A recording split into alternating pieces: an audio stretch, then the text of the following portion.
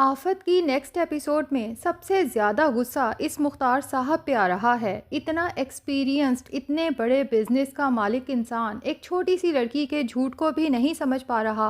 और इससे भी ज़्यादा अफसोस की बात तो ये है कि उसे अपने ही सगे बेटे की सच्चाई भी नज़र नहीं आ रही। अब लग तो यही रहा था कि वरीशा के राज फाश होने वाले हैं, क्योंकि वहाज के पास उसके तमाम सबूत जमा हो चुके हैं। तो उसका असल चेहरा अब मुख्तार साहब के सामने आ जाएगा।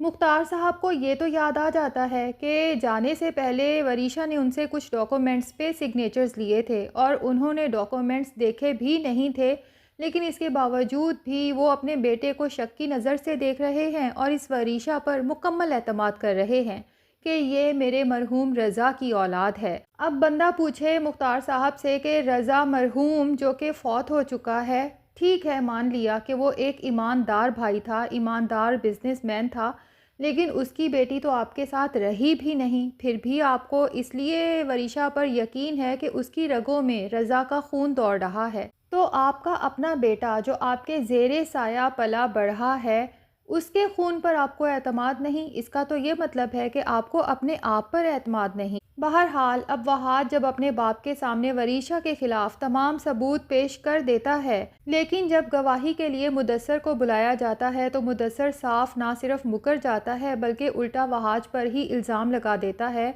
और मुख्तार साहब के सामने यूँ शो कराता है कि जैसे वहाज ने उसे पैसे देके ख़रीदा हो इस वरीशा के ख़िलाफ़ गवाही देने के लिए।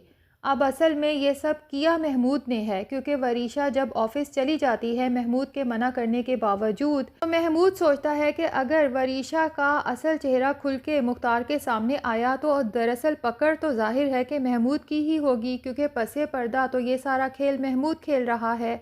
इसलिए उसका शैतानी दिमाग जल्दी में प्लान कर लेता है कि क्यों ना इस मुदस्सर को ही ख़रीद लिया जाए और मुदस्सर के इस झूठ के बाद बजाय इसके कि मुख्तार मुकम्मल इन्वेस्टिगेशन करवाए उस पार्टी के बारे में भी जिसे वरीशा ने बुलाया था, जिसके साथ कॉन्ट्रैक्ट साइन करना था, बस आंखें बंद करके मुदस्सर की गवाही पर यकीन करता है और वहाज को बेइज्जत करके ऑफिस से निकाल देता है। वरीशा तो बहुत खुश होती है कि उसकी एक दफ़ा फिर जीत हो गई। अब घर जाती है तो वहाज की माँ यानी मेहरुन्निसा को चिढ़ाने के लिए कहती है कि बड़ी मामा, मुझे देखकर आपका रंग क्यों उड़ गया। मेहरुन्निसा को वरीशा की ये बात बड़ी अजीब सी लगती है, फिर भी बड़े तहम्मुल मिजाजी का मुजाहरा करते हुए कहती हैं कि ऐसी तो कोई बात नहीं है वरीशा बेटा। तो वरीशा कहती है अच्छा बड़ी मामा, आप कहती हैं तो मान लेते हैं, लेकिन बहरहाल आप अपने बेटे की तो खबर लें। आज वो बेचारा ऑफिस में बहुत रो रहा था। मेहरुन्निसा को तो एकदम से हैरत होती है कि वह आज आखिर ऑफिस में क्यों रोएगा, इसलिए वरीशा से ही पूछती है कि ऐसा ऑफिस में क्या हुआ था कि वहाज को रोना पड़ा। तो वरीशा कहती है सच पूछे ना बड़ी मामा, आपके बेटे को देखकर मुझे बहुत तरस आता है।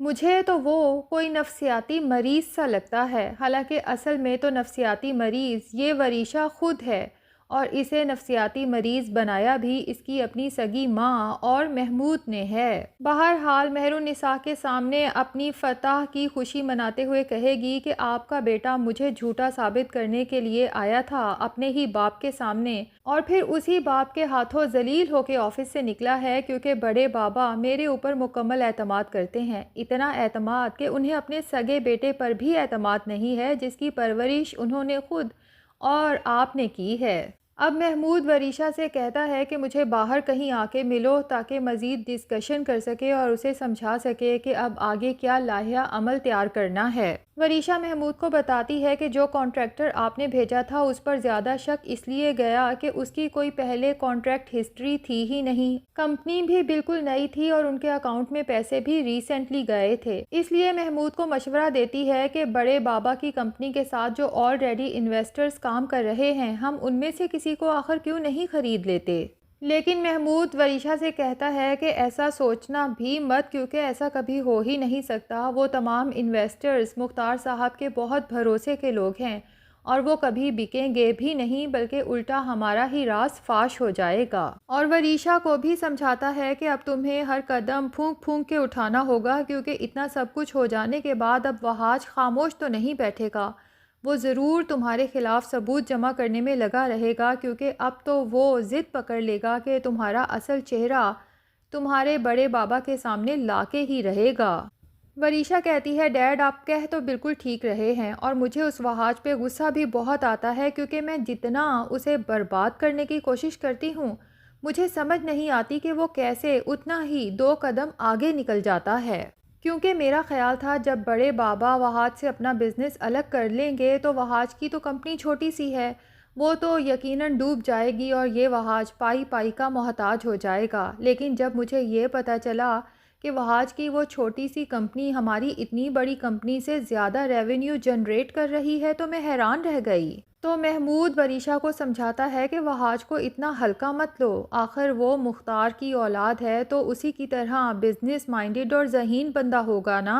बहरहाल वहाज तो अपने बाप से इंसल्ट के बाद जब घर जाता है तो सारा गुस्सा इस बेचारी शिफा पे उतारता है।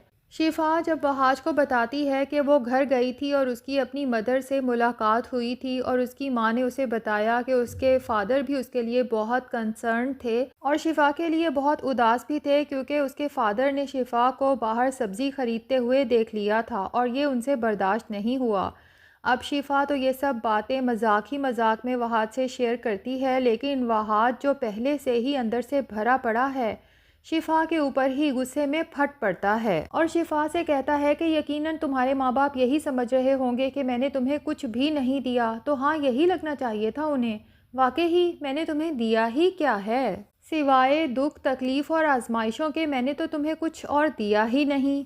और फिर ऊपर से तुम्हें लाकर इस छोटे से फ्लैट में बंद कर दिया। यही सोचती हो ना तुम, तो तुम एक काम करो कि तुम ना अपने माँ बाप के पास वापस चली जाओ, क्योंकि मेरे जैसे झूठे इंसान के साथ रहना तुम्हारा अब बनता भी नहीं है। मेरा तो अपना बाप मुझे झूठा समझता है और मार्केट में भी सभी लोग यही कह रहे हैं कि मैंने अपनी सगी चचा की बेटी पर इल्ज़ामात लगाए हैं, वो भी किसी और को पैसे देकर, और सबको ये लगने लगा है कि मैं अपने ही बाप के खिलाफ साजिशें करता फिर रहा हूँ। और फिर रोते हुए कहता है कि मेरे जैसे कमज़र्फ इंसान के साथ भला तुम आखिर क्यों रहोगी। बेचारी शिफा को तो पता ही नहीं होता कि वहाज के साथ ऑफिस में क्या हुआ है और वो इतना गुस्से में क्यों है। और वैसे भी शिफा खुद बाय नेचर एक सॉफ्ट स्पोकन और काइंड हार्टेड लड़की है, इसलिए वो वहाज को इस तरह से चीखते चिल्लाते देखकर काफ़ी घबरा जाती है। और वहाज का ये रूप भी शिफा के लिए बिल्कुल नया है क्योंकि वहाज तो ऐसा बिल्कुल भी नहीं था।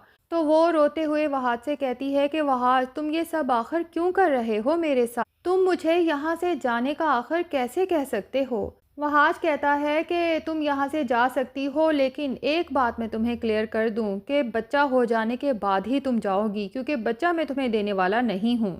बहरहाल वहाज का जो भी गुस्सा है अपनी जगह पर तो ठीक है, लेकिन शिफा पे आके वो सारा गुस्सा निकालना बहुत ही गलत बात है। वहाज को चाहिए कि वो थोड़ा अक्लमंदी से काम ले और अभी भी उसके पास एक सबूत मौजूद है अगर वो इसका साथ दे दे, और वो है दानियाल। अगर दानियाल आके महमूद और इस वरीशा की सारी सच्चाई मुख्तार साहब के सामने रख दे तो शायद हो सकता है मुख्तार साहब को सारी रियलिटी वाज़े तौर पे समझ आने लगे। तो नाजरीन, मुझे तो इस एपिसोड में जिस इंसान पे सबसे ज़्यादा गुस्सा आया वो यही मुख्तार साहब थे, जो इतने एक्सपीरियंस्ड इंसान होने के बावजूद ना तो अपने बेटे की आंखों में सच्चाई पढ़ सकते हैं और ना ही इस वरीशा की आंखों की मक्कारी जान सके। तो आपको इस एपिसोड में सबसे ज़्यादा गुस्सा किस पर आया, कमेंट सेक्शन में ज़रूर बताइएगा। और अगर चैनल पे नए हैं तो प्लीज़ चैनल को भी सब्सक्राइब कर लें।